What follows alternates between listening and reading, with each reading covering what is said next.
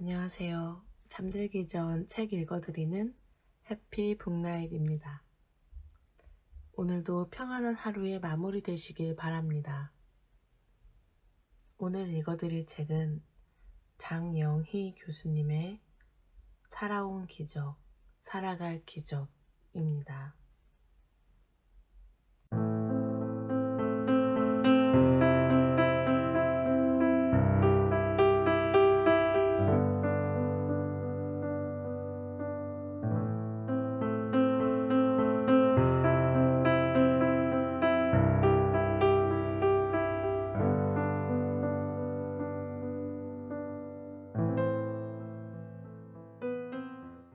(20년) 늦은 편지.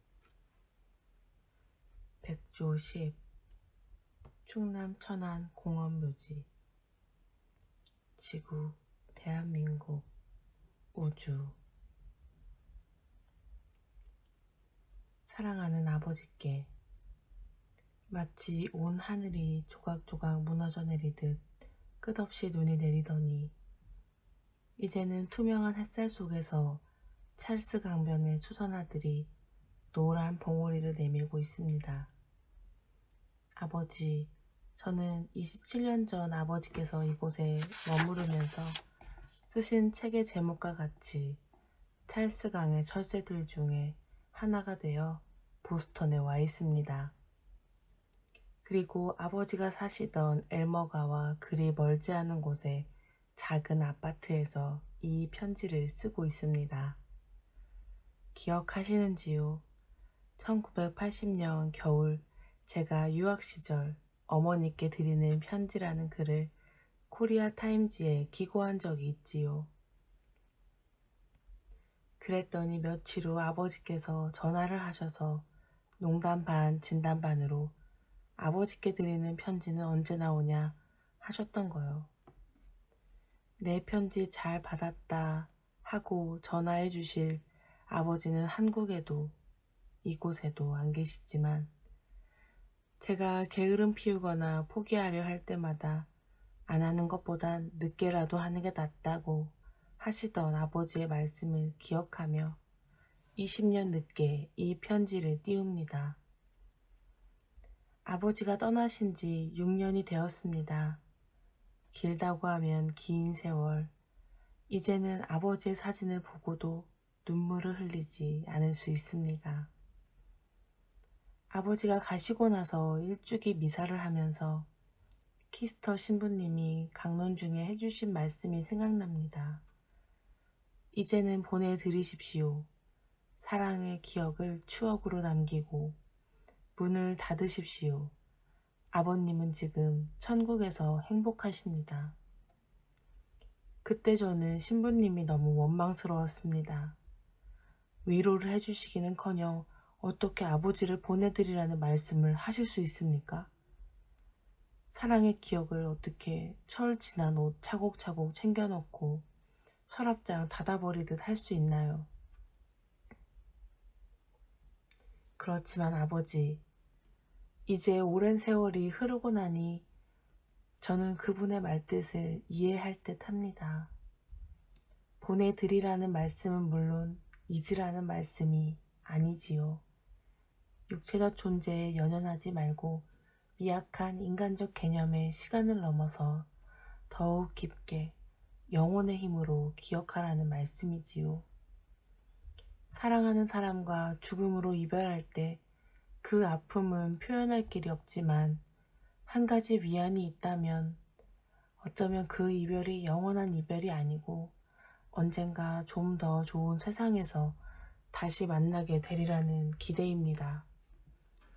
몇 년 전 여름에 LA의 언니네 집에 들렀을 때 우찬이와 함께 어떤 영화를 보았습니다. 제목도 잘 생각이 안 나지만 그 중에 한마디 대사가 기억에 남습니다. 교육을 제대로 받지 못했고 살림도 어려운 미혼모 조디 포스터가 7살 난 천재 아들의 장래를 위해 양육권을 포기하고 아이를 먼 곳에 있는 영재학교로 보내게 됩니다. 어쩌면 이제는 다시 보지 못할지도 모르는 아들을 보내며 그녀는 평상시에 하룻밤 친구 집에 놀러가는 아들에게 하듯 그래 내일 보자 라고 말합니다. 아들과 헤어지는 아픈 마음을 스스로 위로하기 위해서였겠지요. 그 후 LA에 들렸다 한국에 돌아갈 때마다 우찬이는 내년에 보자는 말 대신에 이모 내일 봐 라고 말하곤 합니다. 내일과 같은 짧은 시간 후에 다시 볼 수 있다면 헤어지는 마음이 덜 아쉽겠지요. 삶과 죽음이 끊임없이 이어지는 연겁 속에서 하루는 1년은 아니 한 사람의 생애는 너무나 짧은데 그럼에도 우리는 먼저 이 세상을 떠나는 사람들에게 내일 봐요 라고 말할 수 없는 것인지요. 아버지가 계시는 천안공원 묘지 입구에는 아주 커다란 바윗돌에 나 그대 믿고 떠나리 라고 쓰여 있습니다. 누가 한 말인지 어디서 나온 인용인지도 알 수 없이 그냥 밑도 끝도 없이 커다란 검정색 붓글씨체로 그렇게 쓰여 있습니다. 처음에는 좀 촌스럽고 투박한 말 같았는데 어느 날 문득 그 말의 의미가 가슴에 와 닿았습니다. 그렇습니다. 중요한 것은 믿음입니다. 우리가 사랑하는 사람들이 이곳의 삶을 마무리하고 떠날 때 그들은 우리에게 믿음을 주는 것입니다. 자기들이 못다한 사랑을 해주리라는 믿음, 진실하고 용기 있는 삶을 살아주리라는 믿음, 서로가 서로를 이해하고 받아주리라는 믿음, 우리도 그들의 뒤를 따를 때까지 이곳에서의 귀중한 시간을 헛되이 보내지 않으리라는 믿음, 그리고 그 믿음에 걸맞게 살아나가는 것은 아직 이곳에 남아있는 우리들의 몫입니다. 아버지, 이곳에 오고 나서 얼마 후에 거버 박사에게 전화를 했지요. 1950년대에 아이오와 주립대학교에서 아버지를 가르치셨고 퇴임 후 1980년대에는 뉴욕 주립대학교에서 명예교수로 저를 가르치신 선생님 말이에요. 올해 91세이신데 아직도 정정하시지만 가끔 건망증이 심하세요. 이번에 전화를 드리니까 아주 반색을 하시면서 아, 왕노가 오랜만이로구나. 그런데 영희는 죽었지? 하시더라고요. 제가 선생님 이름을 바꿔 기억하시네요 하고 말씀드리니까 거버 박사가 참 그렇지 미안하다. 너희 둘은 모습도 말하는 것도 너무 닮아서 말이야 하셨어요. 모습과 말하는 것은 닮은 꼴이지만 아버지의 재능, 부지런함, 명민함을 제대로 물려받지 못한 저는 아버지가 하신 일, 아버지가 하고 싶으셨던 일까지 모두 담고 싶어 아버지가 보셨던 똑같은 강, 똑같은 하늘, 똑같은 길을 보며 아버지를 생각합니다. 영국 작가 세무얼 버틀러는 잊히지 않는 자는 죽은 것이 아니다 라고 말했지요. 떠난 사람의 믿음 속에서, 남은 사람의 기억 속에서 삶과 죽음은 영원히 연결되어 있기 때문입니다. 다시 뵐 때까지 아버지의 믿음을 기억하며 성실하고 부지런하게 그리고 용기 있게 살아가겠습니다. 내일 봬요 아버지. 보스턴에서 둘째 딸 영희 드림. 이 글을 사랑하는 사람을 하늘나라로 보낸 상처가 아직 아물지 않은 모든 분들께 드립니다.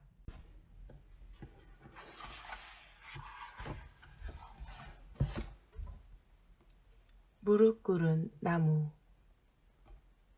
민숙에게. 가끔 누군가의 뒷모습이 앞모습보다 더 정직하게 마음을 전한다는 생각이 든다. 아무리 얼굴은 웃고 있어도 짝사랑하는 연인을 오랫동안 기다리다 돌아서는 사람의 뒷모습은 어쩐지 금방이라도 무너질 듯 슬퍼 보이고 짐짓 별거 아니라는 듯 숨기려 해도 지금 막 기쁜 소식을 들은 사람의 뒷모습은 어딘지 힘줄도 불끈불끈 생동감 있고 기뻐 보인다. 민수가 오늘 오후 내 연구실에 들렸다가 돌아서 가는 너의 뒷모습이 자꾸 밟혀 오늘 밤 내게 편지를 쓴다. 차라리 내 무릎에 얼굴을 묻고 선생님 저 어떡해요. 너무 힘들어요. 하고 슬퍼했다면 위로라도 했을 텐데.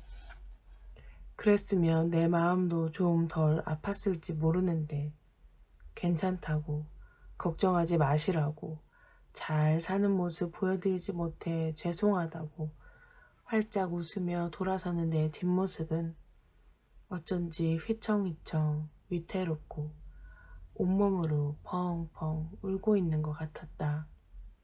민수가 사랑하는 나의 제자 민수가 한 사람의 삶에서 결코 길다고 할 수 없는 지난 5년 동안 내가 지나온 길은 그래 내가 말하듯이 아예 희미한 빛조차 없는 깜깜한 터널이었다.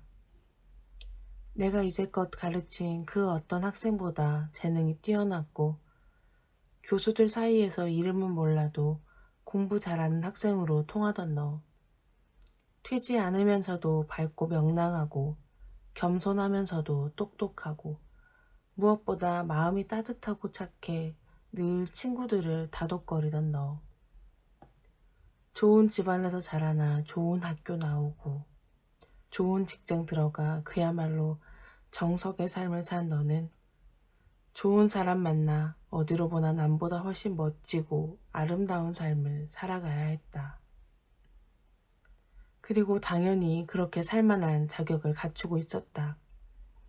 졸업하자마자 첫 직장에서 사랑하는 사람을 만났고 1년 만에 모든 사람의 축복을 받으며 결혼할 때 그 누구도 내가 앞으로 살아갈 멋진 삶에 대해 추후도 의심하지 않았다.